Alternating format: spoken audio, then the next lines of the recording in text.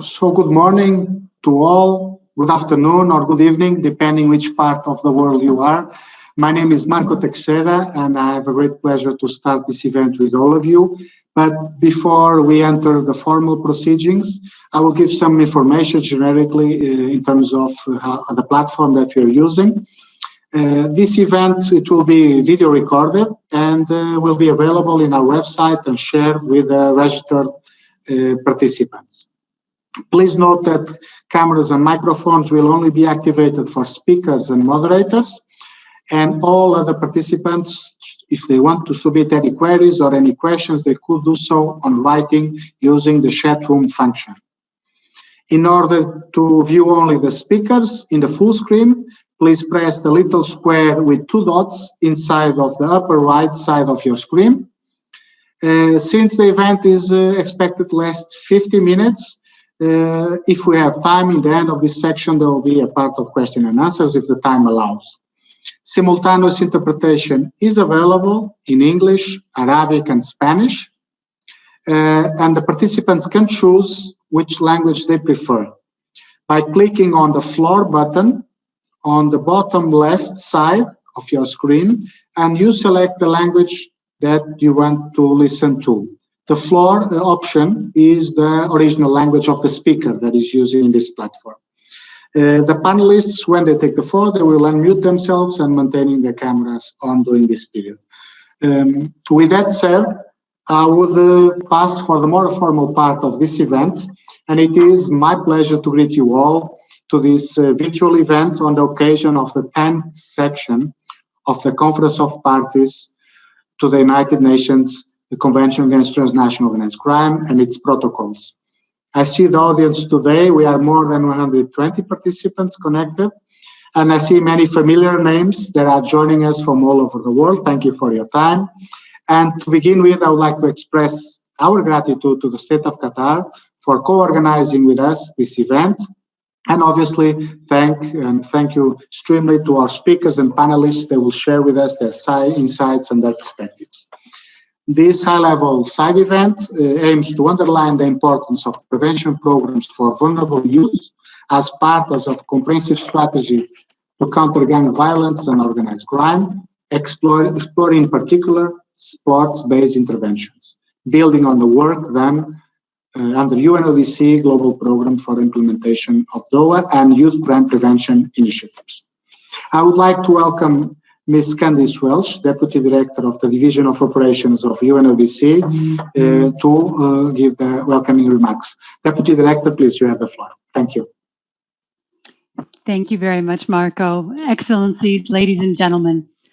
On behalf of the United Nations Office on Drugs and Crime, I would like to sincerely thank the government of Qatar and the government of Peru for their leadership in co-sponsoring this high-level side event. I would particularly like to thank you, Your Excellencies, Senor Cesar Garcia Vargas and Dr. Abdullah Youssef Adnan for your support. A warm welcome to all of the panelists and to all of you who join us here today from different parts of the world. Bienvenidos and marhaba. Today's event aims to raise awareness about how countries can effectively prevent youth involvement in gang violence and organized crime. In particular, we will focus on innovative sport-based strategies to build the resilience of youth and their communities in the context of holistic prevention strategies. Gang violence is a global problem that affects many parts of the world and is especially acute in some Latin American countries. Gang violence hinders progress towards the 2030 Agenda for Sustainable Development and obstructs the development of peaceful societies and safe, inclusive, and resilient cities. Gang violence is associated with illegitimate territorial control of certain neighborhoods, property crimes, drug offenses, and violent crimes with firearms, including homicides. In fact, in Latin America, around 30% of all homicides with known causes are attributed to gang violence. This violence has a devastating effect on youth and their families, on social cohesion, and even on the economy. The vast majority of those killed in gang violence are boys and young men between the ages of 15 and 29. While gangs tend to operate in local urban areas, The linkages between some gangs and organized criminal groups, such as drug trafficking networks, expand their impact well beyond the local level. Isolated national responses will therefore not suffice. For responses with a strong and sustainable impact, we need to work together and make concerted efforts grounded in the principle of shared responsibility. Gang violence is essentially a youth phenomenon. It affects mostly young people, especially males, who are socially and economically marginalized. Some youth join gangs in search of a group identity, financial gain, or social status. Others are forced to do so simply because they see no other opportunities for education or employment. Other risk factors for young people engaging in gang violence include weak family relationships, weak rule of law, and toxic cultural beliefs. For instance, the belief that guns are somehow a proxy for masculinity and power. In view of this complex reality, UNODC advocates for a holistic and evidence-based approach, which, in addition to the law enforcement measures, involves other sectors of government and civil society to take effective preventive measures that address the root causes of gang violence and that actively engage young people who are at risk of recruitment. The declaration adopted at the 2015 UN Crime Congress in Doha, Qatar, places youth at the heart of crime prevention efforts and asks states to promote a culture of lawfulness. This requires us to support the next generation to change society for the better by fostering socially responsible global citizens with a sound moral and ethical compass, and to strengthen young people's resilience to crime, violence, and drug use. It is critical that innovative and effective approaches are considered in order to best reach vulnerable youth in marginalized communities through social developmental programs, including sport and educational initiatives. In this context, UNODC works with member states and other organizations to leverage the power of sport and sport-based activities to help young people stay away from crime and violence. Under the Youth Crime Prevention Through Sport initiative, developed in the context of the Global Program for the Implementation of the Doha Declaration, UNODC offers technical support to member states across the world to use sport as a vehicle to build youth and community resilience to violence and crime as part of holistic prevention strategies targeting at-risk youth and their communities. Sport, if offered to youth in a safe space, can be particularly effective in addressing vulnerabilities and reducing risks of getting engaged in crime. It offers a rewarding alternative to risky or delinquent behavior. It teaches life skills, promotes teamwork, and can provide a sense of belonging. It can promote inclusion and social cohesion. It can also be an effective tool for creating safe public spaces in the community for young people to develop and positively interact with their peers and the community. As a part of its Global Sport Initiative, UNODC developed the Line Up, Live Up training program for youth, which uses sport to provide personal and social skills training, and so far has reached 13,000 boys and girls from 12 countries, including in Latin America.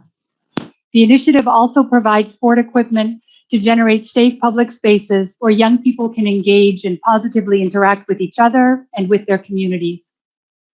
The program further promotes a multi-agency approach by bringing together those in charge of safety and security with the representatives of the social, education, youth, and sports sectors in supporting young people in local communities. Our distinguished panelists today will share their experiences in using sport to address gang violence and to prevent the recruitment of young people by criminal networks, while also reflecting on our cooperation and our joint efforts. In this regard, let me also stress that the recently adopted General Assembly Resolution 74/170 on integrating sport into youth crime prevention and criminal justice strategies also provides an important framework for the international community to take future action in this field. To conclude, I would like to reiterate UNODC's commitment to work with you towards building peaceful and just societies, supporting youth and communities, and finding innovative and effective ways to prevent and control gang violence and organized crime. With this, I will pass back, and I'm looking forward to the rest of the discussions today. Thank you very much. Thank you, Deputy Director Candice, for your remarks and also for the support of our work in the program.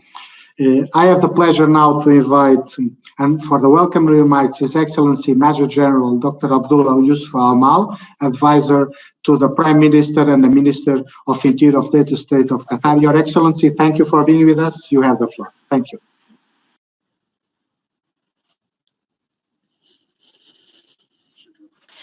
Thank you in the name of God, most merciful, most Excellencies, respected ambassadors, fellows at the United Nations Offices on Drugs and Crime, honorable attendees and participants. I would like to begin by thanking the United Nations Office on Drugs and Crime, as well as the government of the Republic of Peru for their participation in organizing this important event. This year, we celebrate the 20th anniversary of the adoption of the Convention Against Transnational Organized Crime, which, over the past 20 years, has proven its great success in consolidating international cooperation and in developing the capacities of national criminal justice systems. Our meeting today comes to enhance the benefits from the Convention's protocols and procedures and our joint efforts, including successful practices and experiences to immunize young people from the risks of being recruited by gangs and organized crime networks and turning them into positive energies and tools for change for the better. The Convention Against Transnational Organized Crime included the basic principles of prevention measures from engaging in organized crime, including raising public awareness of the dangers of organized crime and protecting vulnerable groups in society exposed to acts of organized crimes. The Doha Declaration issued by the 13th Congress on Crime Prevention and Criminal Justice held in the state of Qatar in 2015 gave comprehensive recommendations on protecting children and youth from the clutches of organized crime,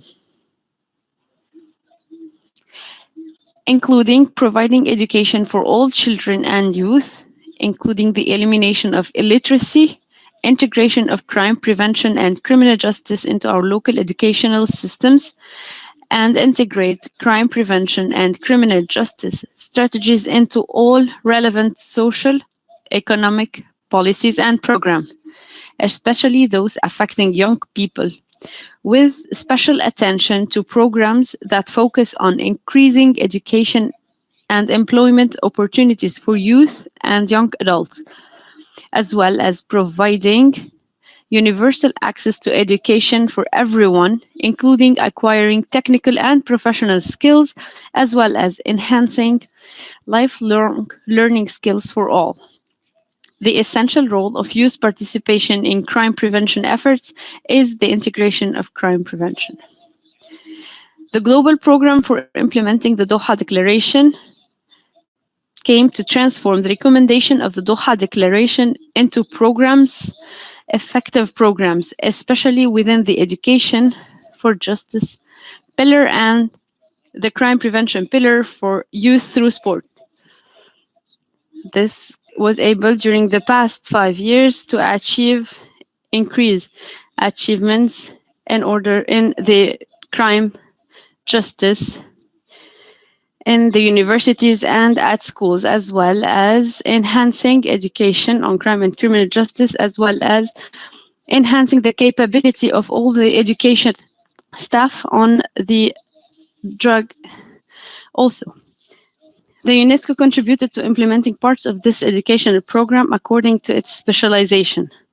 The program also contributed to enhancing the ability of member states to use sports as an effective tool to prevent crimes and build life skills for youth at risk through sports-based programs. According to the statistics of the United Nations Office on Drugs and Crime, the number of countries benefiting from capacity building activities directly reached 186 countries, including 36,000 young people benefiting from the program and 65,000 children. We strive that the World Cup matches hosted by the State of Qatar in 2022 to be an occasion to spread awareness with the aim of protecting youth through sport. In this international gathering, young people who, through the activities of the global program to implement the Doha Declaration, will participate in this global gathering, who have transformed from a marginalized group exposed to the dangers of organized crimes and drug into an effective positive force in their communities. In addition to the global program for the implementation of the Doha Declaration, the State of Qatar focused on educating children and youth in developing countries, especially in societies suffering from poverty and conflict, with the aim of immunizing young children from crime through many programs, including the Education Above All Foundation, which is a global initiative established by Her Highness Sheikh Hamouza bint Nasser in 2020, and the foundation's 3 programs provide educational opportunities for children and youth, give the poor and marginalized children, youth, and women real hope for the future, and ensure the opportunity for quality, equitable, and comprehensive education for the vulnerable and marginalized groups as an enabling factor for human development. So far, it has managed to educate more than 9 million children in developing countries. In addition to that, the Qatar Fund for Development has also contributed to financing projects in 54 countries. The most important projects are related to education, especially in marginalized and vulnerable societies and circles. In conclusion, I hope that the side event will be a catalyst for all to allocate more resources to immunize young people from crime, and in line with our commitments under international instruments, taking into consideration that investing in youth is an investment for the future, peace, and development. Thank you, and peace and blessings of God be upon you. Thank you, Your Excellency, for your inspiring words, leadership, and also for your support and personal commitment to our work. This is much appreciated from our side. I will hand over now the floor to Mrs. Georgia Dimotropoulou, that she is our team leader on the youth crime prevention through sports element of our global program. So, Georgia, I have a pleasure to send back to you the word and for the moderation next section. Thank you. Thank you, Marco. I would like also to thank all participants and our distinguished panelists today for joining this event, and of course the government of Qatar and Peru for their commitment and support. Without further delay, I would like to introduce our first distinguished panelist, the Excellency General Cesar Gentile Vargas, the Minister of Interior of Peru, with whom we had the pleasure to work also under his previous function as the head of the Barrio Seguro strategy, that means safe neighborhoods. And together we implemented the Line Up Live Up program, Juega Vive in Spanish, in over 80 districts, reaching out to young people in the most vulnerable communities. Allow me also to congratulate you on your recent appointments. Your Excellency, the floor is yours.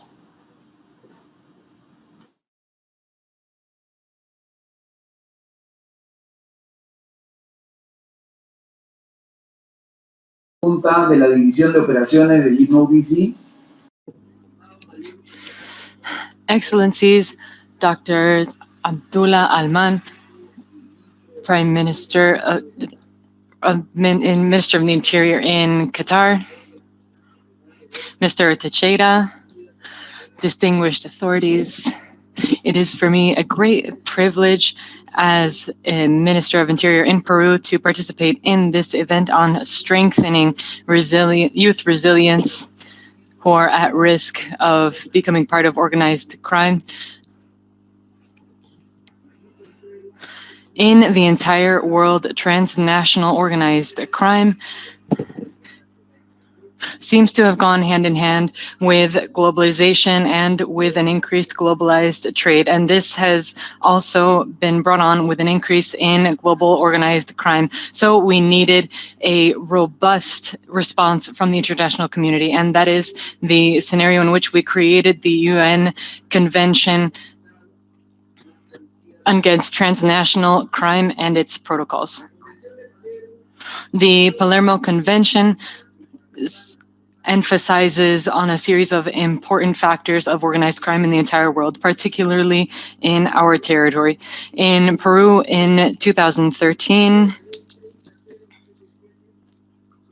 we had the law 377 that adopted the different factors of the Palermo Convention against transnational and international organized crime, involving the authorities of Peru carrying out a series of measures against organized criminal organizations that wanted to instill chaos and violence in our territory.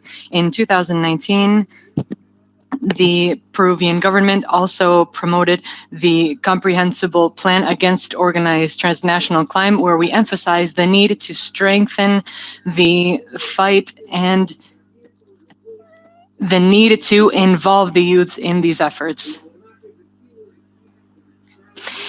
In organized crime, we need to have a holistic view that unifies our struggles, and we need to have a robust articulation of the different factors required, and we need a preventative work in different fields that involves the youths and which keeps them from getting involved in organized crime. More often than not, youths or minors begin their involvement in a way that appears to be innocent. They deliver letters, they deliver information, or perhaps they omit certain information without realizing that there is a significant and progressive involvement that only catalyzes further involvement in organized crime. And that's why from the Ministry of the Interior in Peru, we have initiated several strategies to fight against organized crime or preventing the very involvement of kids, teenagers, and youths in this dangerous dynamic. It is very important to emphasize that in this multi-sectorial initiative, we have increased the different programs using sports to promote values, to promote peace, and to promote resilience in the outer areas, especially in the more affected and vulnerable areas of the population. In Lima and Peru, we celebrated for 3 days a program called Juega Vive, using 15 different sports trainers, and we also implemented a program involving 9 different neighborhoods of Lima, where we had 87 participants, and 72% of them were men and 28% were women. After the implementation and a very meticulous analysis, we found in the results these were extremely empowering. It helped to develop different attitudes such as decision-making, problem-solving, and critical thinking, and all of this improved in over 80%. These capacities allow, as you know, it allows children and teenagers have a better outlook, and it will allow them to make better decisions. So it was very clear to observe the strengthening in self-recognition, in effective communication, empathy, and tolerance, and interpersonal relationships as an additional element. All of these saw a vast improvement of over 80%. Improving youth's capacities strengthens, in a determining way, social cohesion. Thanks to all the support of the UNODC in Peru and in the community of Peru, we have been able to make significant progress implementing in a successful manner this protocol. To the date, we are still working on creating several more protected and safe neighborhoods. Thank you very much. General Vargas, thank you very much for your presentation and for sharing the experience of Peru on integrating this targeted intervention for young people, also through sports, through the Juega Vive program in the context of comprehensive strategies like the Safe Neighborhood Strategy. We're looking forward to continue working with you, building on what you have achieved so far, and also exploring new avenues for cooperation under the Crime Prevention Through Sports initiative. Thank you very much. I would like now to introduce our next panelist, Ms. Liliana Pulido. She's the Deputy Director General of the Colombian Institute for Family Welfare, which has a unique mandate and expertise on working with children, youth, and their families to, among other things, prevent their victimization and engagement in gang violence and recruitment from criminal networks. Sports programs like the lineup Live Up, Juega Vive, aims to build youth resilience through life skills training, have been effectively implemented in Colombia. And many of them are targeting particular young people who are already in conflict with the law through tailored activities with juvenile institutions, also at community level. Ms. Pulido, thank you very much for being with us today. The floor is yours. Muchas gracias, buenos días.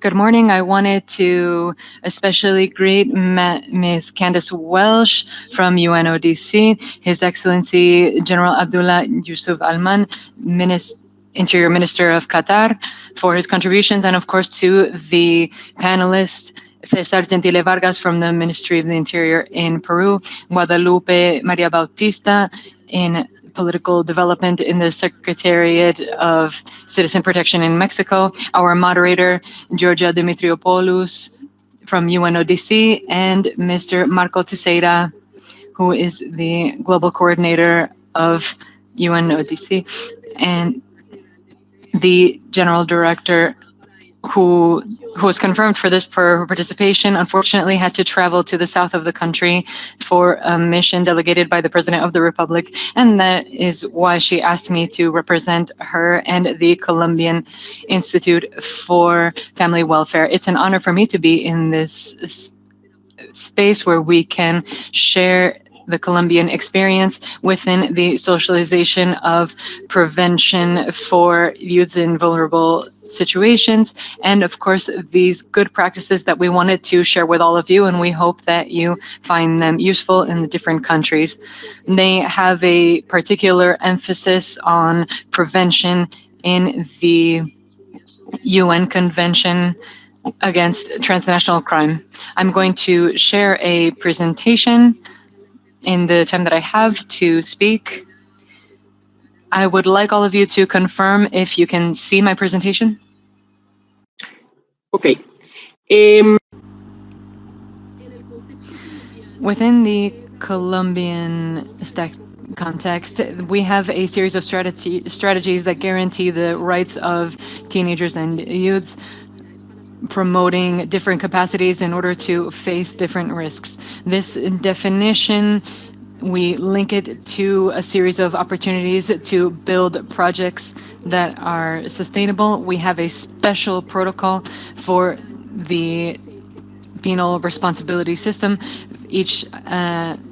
This protocol has a series of pedagogical principles, and it seeks to prevent and assist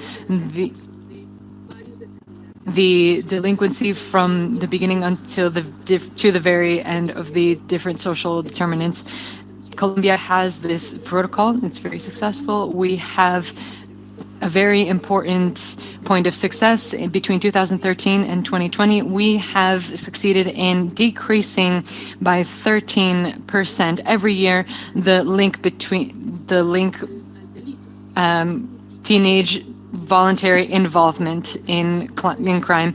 We have reduced practically 50%, going from 30,000 teenagers who entered the penal system down to 15,145 as of last year. Now, what was Colombia's commitment throughout these years? Starting in 2015, when we adopted the Doha Declaration to prevent delinquency. We adopted this declaration because we truly share its values. We share the two focuses: first, guarantee human rights, and second, a holistic initiative. We find that isolated actions really do not attain the desired goals, and we wanted to create a more general focus linked to social and economic development, linked to mitigating the deep roots, for example, poverty, that characterize several of our youths. Also, respect for cultural diversity and an emphasis on social inclusion. There's a series of initiatives that I wanted to emphasize. Since the year 2017, we visited Brazil via invitation from UNODC, and we could get a better understanding of the Line Up, Live Up program, preventing delinquencies in youths through sports. Then in 2018, we initiated the implementation of the program with six different social entities and the national police. We also had trainings for 16 members from the Dominican Republic and Peru in the South-South cooperation, and we also implemented the program in 6 different departments. Our country is divided into 32 departments. This is an internal division, and we could involve more than 2,000 youths. In 2019, we worked with the national police, and we had a methodological transfer of the program. And in 2020, despite the pandemic, we could make significant progress. In February, before we all had mandatory quarantining, we managed to celebrate the convention. And I wanted to take this opportunity to thank this cooperation from UNODC that aided the government of Colombia. And we had 2,100 adolescents in 6 different departments involved in this program. These are the 3 main blocks, the 3 main components where we divide our different activities. We have been able to assist since 2018 more than 12,500 youths at risk, and I'm just going to go briefly into these 3 categories. But we also have a cross-cutting focus, focused on prevention. We work on prevention in children from 6 to 9 years old in at-risk scenarios, and in illegal economies. We strengthen parenting skills and institutional presence. In the second block, in secondary prevention, we work with preteens from 10 to 17 years old in at-risk areas with specific social determinants. For example, multidimensional poverty. This is extremely important. Different socioeconomic factors that allow us to really zero in, where we see that there are barriers in accessing education. There's the presence of illegal economies that are linked to gangs or drug trafficking. We also work on an important process of practices in legality, in citizenship, in law training, also a strengthening in the protective environment, which is the family. And then the next block, where we focus on the justice system, and here we try to prevent new relapses in delinquency. How do we do this? We promote new opportunities. We try to create new, effective, socially inclusive opportunities through employment, through education, through entrepreneurship. And here I would like to add an important side note before finishing my presentation. We have 3 strategies. The alliance with UNODC, which I've already mentioned. We have these 6 departments in Colombia that you see on the screen.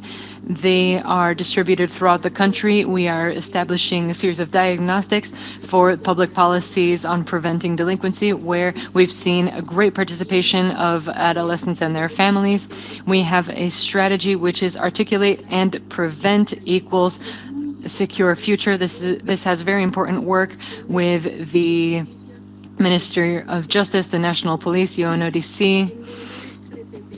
And here we carry out a training of the local stakeholders to reach at least 300 different workers in the different departments in the country. And our strategy, our most important strategy, is betting on the presidency of Ivan Duque in the National Development Plan, which is the Sacudete program.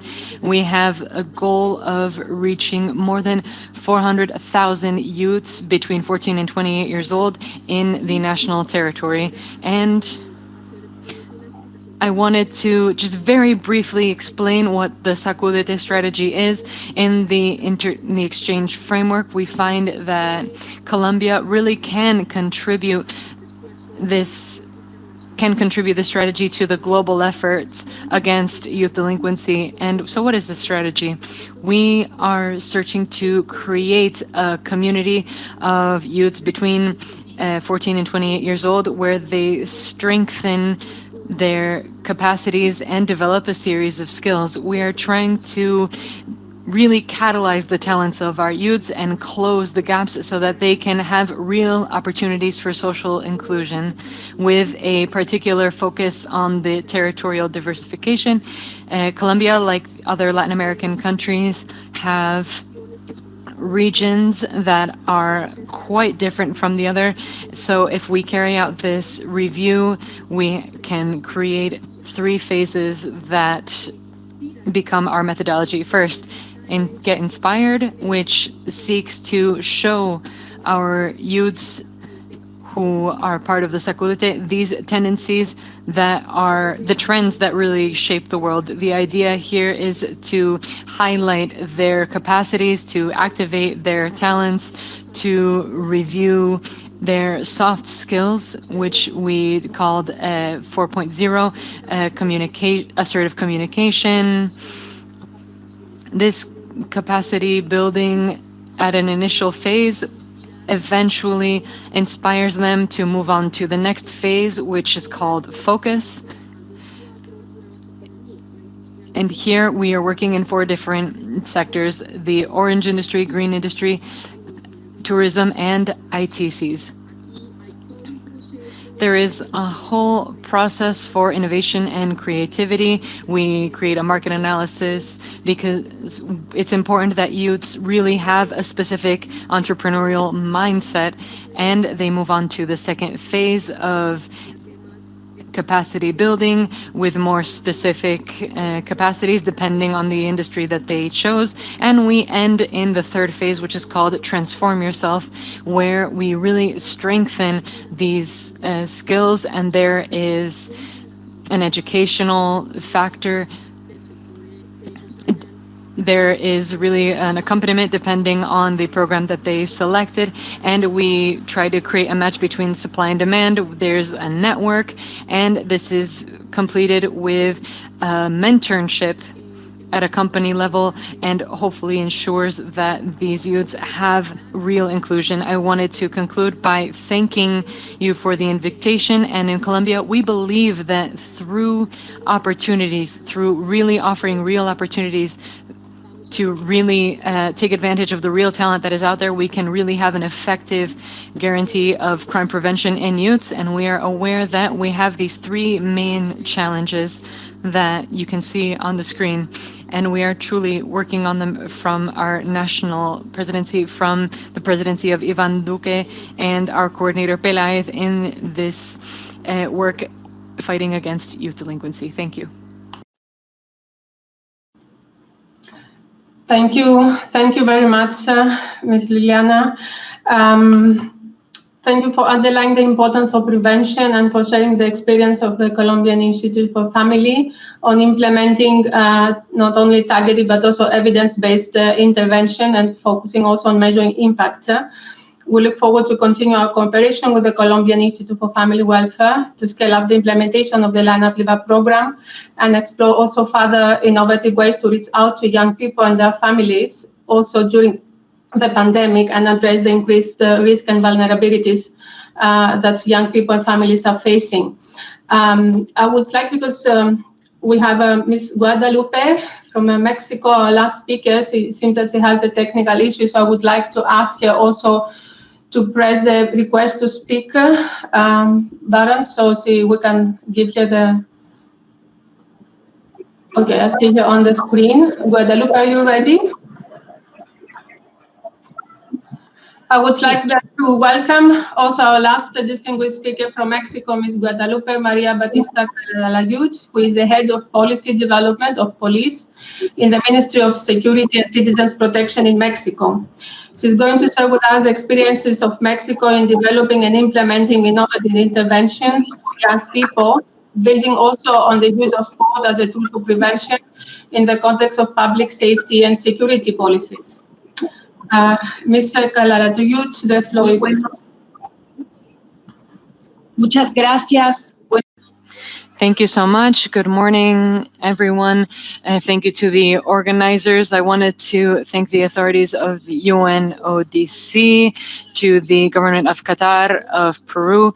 Thank you so much for inviting us. I wanted to let you know on behalf of the President of Mexico, Andrés Manuel López, we wanted to thank the distinguished invitation that they've extended to the government of Mexico to participate in this side event, where we can share with you all of the different initiatives or some of the initiatives that we have carried out in this brief time in order to prevent youth delinquency and reduce their involvement in organized crime and gangs. Before anything, under social commitment of the President of Mexico, we are carrying out a significant political, economic, social, and cultural transformation, where it is without a doubt the transformation of boys, girls, and teenagers' lives is significantly important to us. Why? Because they are at the forefront of public policies for holistic integration in our government. The austerity measures in our government is real. Our government is convinced that for the good of our country, we must put children and youth at the forefront. This, despite gang recruitment and organized crime, varies from country to country. However, we found that there is a trend between gang recruitment and violence and homicide, and we've discovered a series of common characteristics. And what we have seen is that we have really grown very quickly as a country, and in a very disorganized manner. There is so much different socioeconomic difference between one neighborhood, one country to the next. There's different access to education, to healthcare, to social services.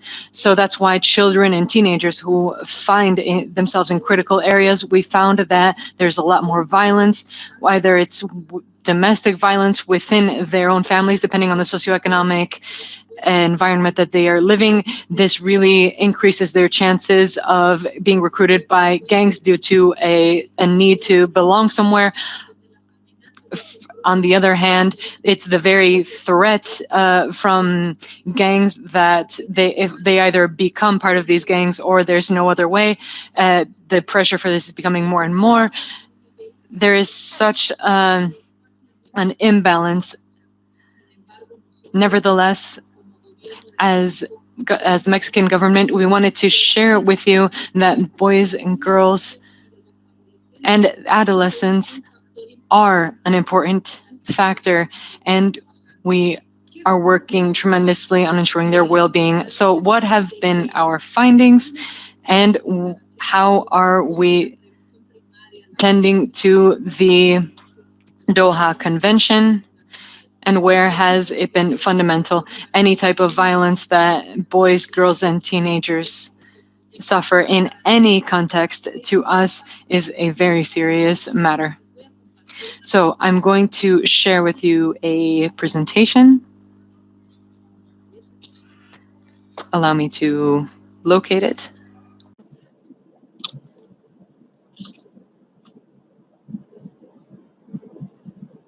Bueno, por temas técnicos no me dejó.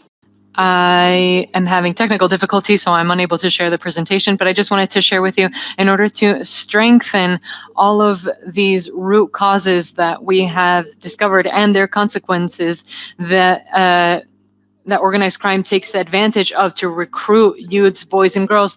We've mainly found the program Youths Building the Future. This is the program that we wanted to highlight from Mexico for the rest of the world. This program, Youths Building the World, has a series of integral services and strategies that allow us to put our youths in cultural sectors, in administration, in sports, in health. They are given free healthcare. They are given employment opportunities, dignified employment opportunities. Unfortunately, in our country, for many years, and this is what I really wanted to highlight, Mr. Chair, now that you've been chairing for a long time, a program that really puts an emphasis on the youths.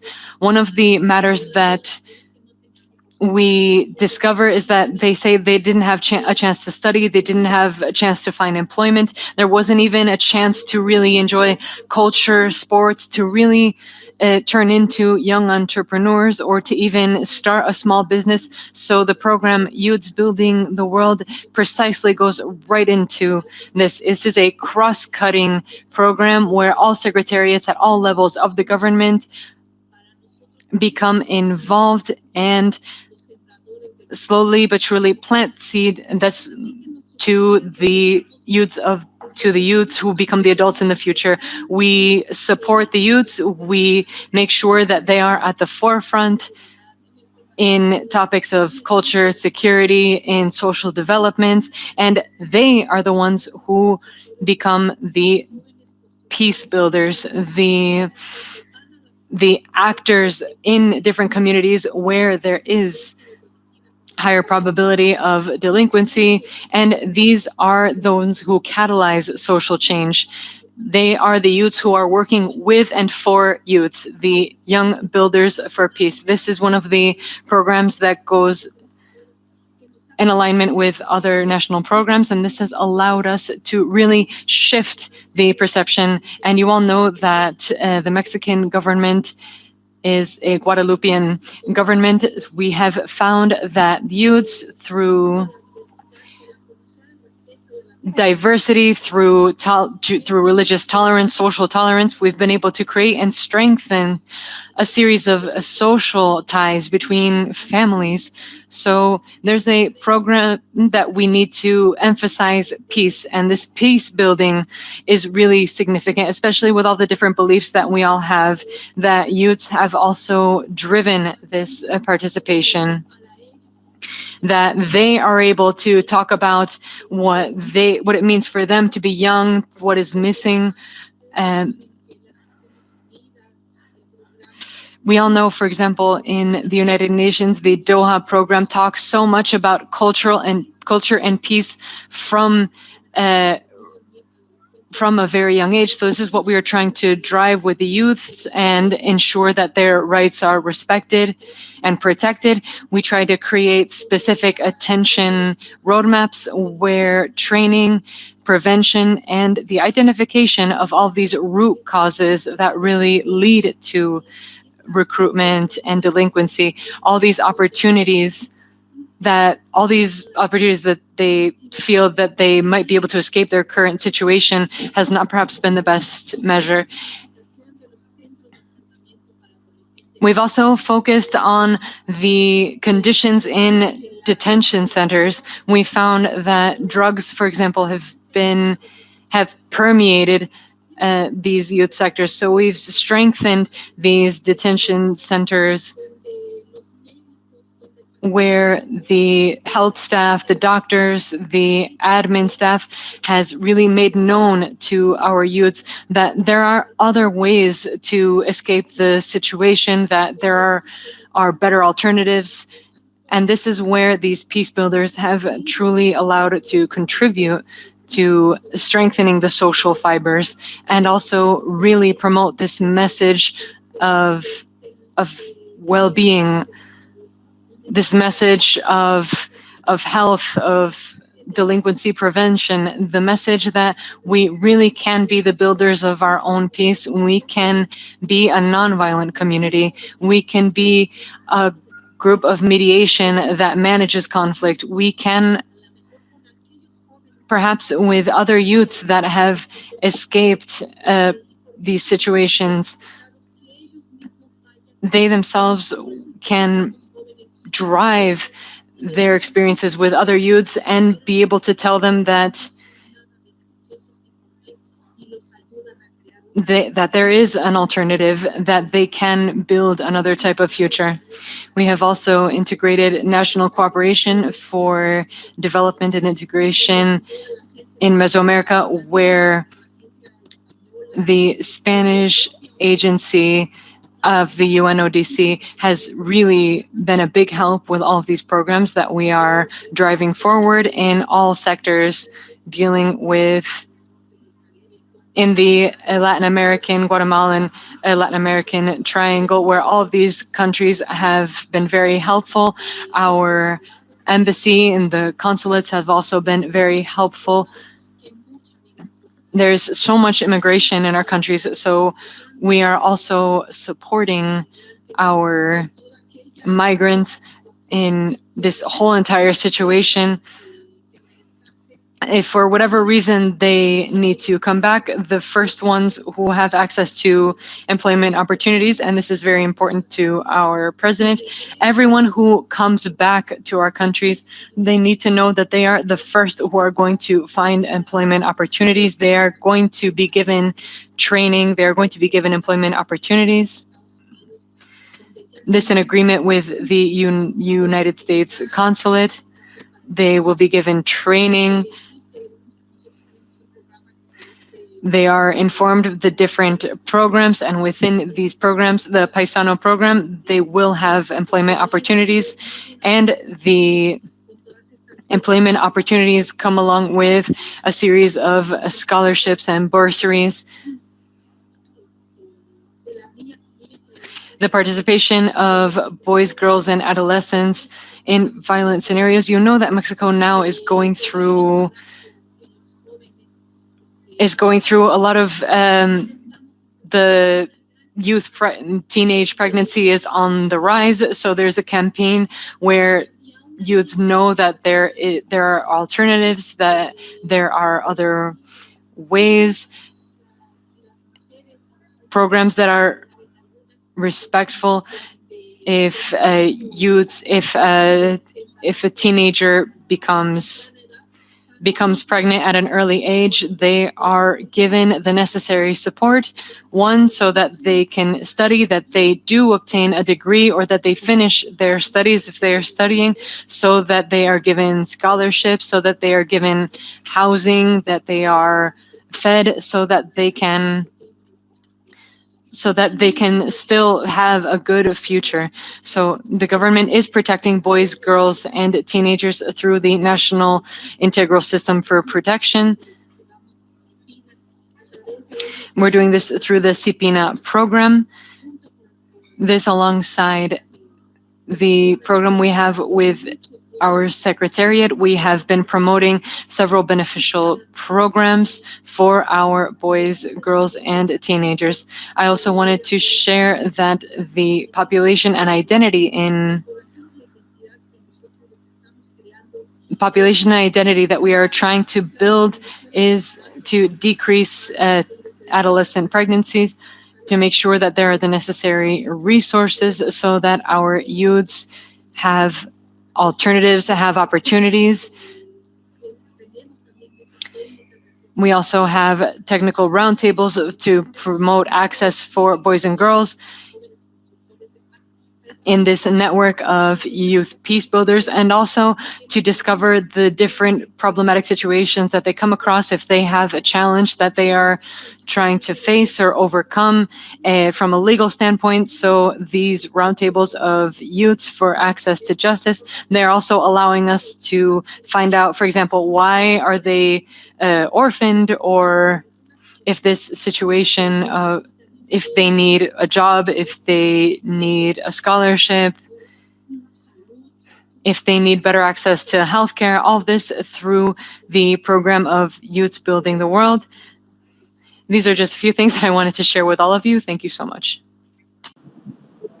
Thank you. Thank you very much, Mr. Calata Youth. thank you for underlining the need to address specific risk factors that increase the vulnerability of young people for recruitment by gang and engagement in violence. Thank you also for pointing out on the importance of developing programs that are investing on young people as agents of changes.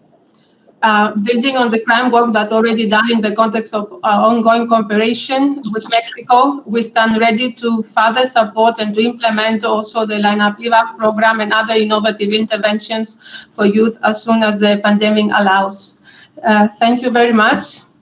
So now, before giving the floor to Mr. Marco Teixeira, the coordinator of the global program, for closing the session, I would like to inform you that we will share a short satisfaction survey in the chat room in English, Spanish, and Arabic to gather your feedback on the event, which is very important for us in order to become better. So you can find the link of the survey in the chat room. So please, Marco, the floor is yours for the closing of the session. Thank you, Georgia. And first of all, I want to thank all the persons that participated in the present event in the condition of participants, but especially as speakers and panelists that you shared your valuable experience and supporting and engaging youth to prevent crime and violence through sports-based interventions like Line Up Live Up program. And of course, your words are an inspiration for us. As coordinator of the Doha Global Program, I'm proud to see the results the Crime Prevention Through Sports initiative has produced on the ground. We have seen importance of active engaging youth through sports to provide safer public spaces in communities. And we have seen what the power of sports can do to increase the sense of belonging and to promote values and attitudes that will support young people to make positive and wise decisions in their daily life to face and prevent violence. To achieve these results, the cross-sectoral partnership are a must. In Peru, the partnership with Barrio Seguro, or Safety Neighborhood Strategy from the Ministry of Interior, and the sports sectors have been essential in reaching young people in over than 80 districts. In Colombia, the alliance with the Colombian Institute for Family Welfare, the Mayor's Office in Cali, and the National Police allow us to reach young people in school settings and to support youth already in contact or in conflict with the law. In Mexico, there is an abundance of sport-based interventions to promote youth violence prevention, and UNODC systems ready, and we hope to continue to engage further in the near future. These alliances are being key for us to sustain and scale up the potential to do much more. Moving forward, as requested to UNODC under the General Assembly Resolution 74/170, we would like to continue work together with all of you to integrate sports into our broader crime prevention and criminal justice prevention strategies. Therefore, we continue to support, and we expect to continue to support further and integrate sports-based programs such Line Up Live Up, as well as other social development programs into national and local frameworks for the prevention of violence, crime, and substance use. It is critical that such programs are institutionalized in order to ensure sustainability and long-term lasting results.